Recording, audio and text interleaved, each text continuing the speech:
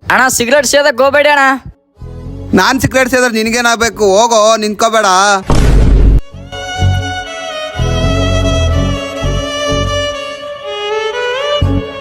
ಅಣ್ಣ ಸಿಗರೇಟ್ ಸೇದಕ್ ಹೋಗ್ಬೇಡಿ ಅಣ್ಣ.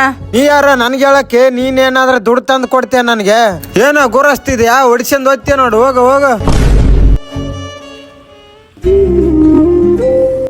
ಅಣ್ಣ 2 ಸಿಗರೇಟ್ ಕೊಡು.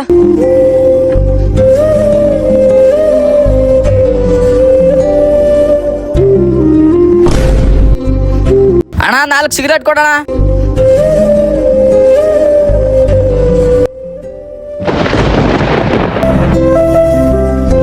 ಇವನೇನು ದಿನಾ ಸಿಗರೇಟ್ ತಗೊಂಡು ಹೋಗ್ತದೆ, ಏನ್ ಮಾಡ್ತಿದ್ದಾನೆ? ಒಂದ್ಸರಿ ಹೋಗ್ಬಿಟ್ಟು ನೋಡೋಣ.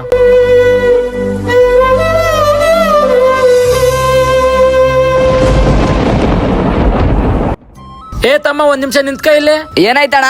ತಮ್ಮ, ನಿನ್ನ ಹತ್ರ ದುಡ್ಡು ಜಾಸ್ತಿ ಆಗಿದೆ. ಸಿಗರೇಟ್ ತಗೊಂತಿದ್ಯಾ, ಮುರಿದ್ ಬಿಸಾಕ್ತಿದ್ಯಾ? ಯಾಕೇನಾಯ್ತು? ಅಣ್ಣ ನಮ್ಮ ಅಣ್ಣ ದಿನ ಸಿಗರೇಟ್ ಸೇದಿ ಕ್ಯಾನ್ಸರ್ ಬಂದು ಸತ್ತೋದ್ರಣ. ಅದಕ್ಕೆ ಈ ತರ ಮಾಡ್ತಾ ಇದೀನಣ್ಣ. ಯಾರು ನನ್ನ ಮಾತು ಕೇಳ್ತಾನೆ ಇಲ್ಲ. ಹಾಯ್ ಫ್ರೆಂಡ್ಸ್, ಈ ವಿಡಿಯೋ ಮಾಡೋ ಕಾರಣ ಏನಂದ್ರೆ, ನಿಮ್ಮನ್ನೇ ನಂಬ್ಕೊಂಡು ತಂದೆ ತಾಯಿ ಇರ್ತಾರೆ ಮನೆಯಲ್ಲಿ. ನಿಮ್ಗೆ ಏನಾದ್ರು ಮುಂದೆ ಸಿಗರೇಟ್ ಸೇದಿ ಹೆಚ್ಚು ಕಮ್ಮಿ ಆದ್ರೆ ನಿಮ್ಮನ್ನೇ ನಂಬ್ಕೊಂಡ್ರೆ ತಂದೆ ತಾಯಿ ಜೀವನ ಏನಾಗ್ಬಿಡ ಅಂತ ಒಂದು ಸಾರಿ ಯೋಚನೆ ಮಾಡ್ರಿ.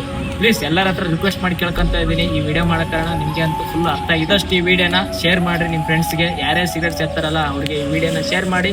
ಅವ್ರು ಈ ವಿಡಿಯೋ ನೋಡ್ಬಿಟ್ಟಾದ್ರೂ ಸಿಗರೇಟ್ ಬಿಡ್ಲಿ ಅಂತ ನನ್ನ ಅನಿಸಿಕೆ ಅಷ್ಟೇ. ಧನ್ಯವಾದಗಳು.